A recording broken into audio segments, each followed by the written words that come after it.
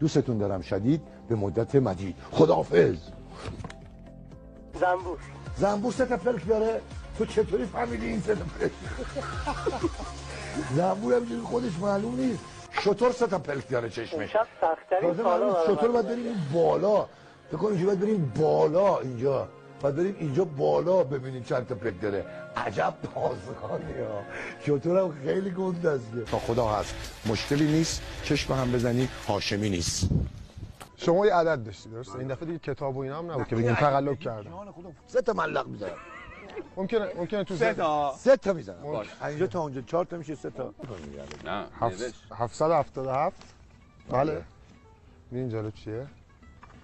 این که 777 اوه 3 تا